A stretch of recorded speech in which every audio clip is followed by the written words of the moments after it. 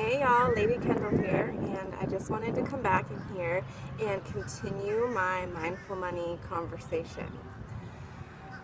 So, I would like to call this next little segment about, I guess we could call it mind control.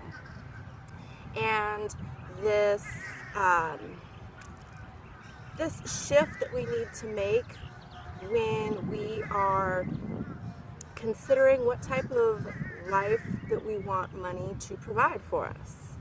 Let me explain. So, as a mother raising tiny humans, I have found, because my oldest is 6 and my youngest is almost 2, that experiences far outweigh things. And you can see it where, like, whenever we go into one of these big stores, like Walmart or Target or, whatever it may be, and they go in there and they want the items that they see really, really, really bad. And, we've all seen it, the kids that, throw the tantrum in the store, and then everyone has their opinion about, like, what they would do if that was their kid and everything. Um, and they have to have that item really, really, really bad. Now, if you're anything like me, in the past, I would give it to them, and then I would find that they wouldn't even make it to the car or even out of the car before they didn't even care about the item anymore. And I would be like, oh no, you get that toy and you play with it. I just bought you a toy. Get it. Go play with it. Go do something with it. Go get that toy. I spent X amount of dollars on that toy. Go get it. And they're like, I'm just gonna go outside. And then they go outside, well, my kids, and then they dig in the dirt and they have a good time. And, I have baskets full, closets full of toys that have been given to us from, family members and, just for holidays and all kinds of different things.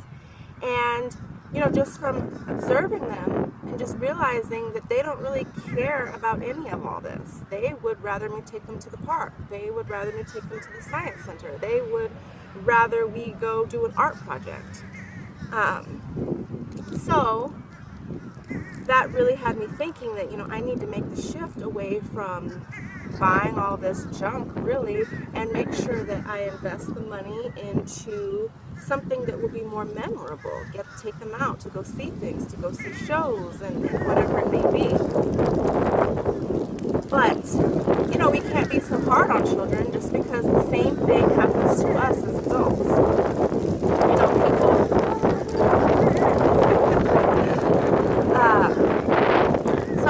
People So, kind of the whole thing about Target, people laugh about that. Like, I see a whole bunch of, like, little videos where people will talk about, I went into Target for this one thing and I came out with all of this stuff, and they laugh about it. Now, I'm a Virgo and I can be a buzzkill sometimes, but it's like, that's not really funny, that's technically a spell. It's the same spell that the kids are put under, and we go through it too as adults. We go in for one thing, and they know how to place things and put things and make them shiny so that you want them. Like, it's called product placement. They'll put there's actual research done on when you're over here looking at the bread. They have, like, toys and things outside of the bread because they know that people have their kids with them and they'll want to grab that toy while you're looking at bread. Or even for the adults, while you're over here looking for the milk, they'll have, like, something there that you forgot, and you're like, oh, I need that, and you grab it and you put it in your basket, right? Or the other thing that I think should be illegal, but we won't get into that, is how, say you really want something like this furniture or a big item. It doesn't even have to be a big item type of item or purchase. But when you get to the register, they'll be like, oh, that you can get an additional 20% off of this if you open up the credit card. And I think that it should be illegal at that point, just because it's like the child, because a lot of us have a lot of inner healing to do, and this is one of them. You really want that item, and they're preying on your desperation for wanting that item. And you go through, you get approved, $300, $200, $100, whatever, and you're real excited, and most of the time you max that card up right then and there because you want what's in your basket so bad. And then you get home and chances are you didn't even really want it that bad. It was more or less just the pressure, the mind control and whatnot that goes on in the store.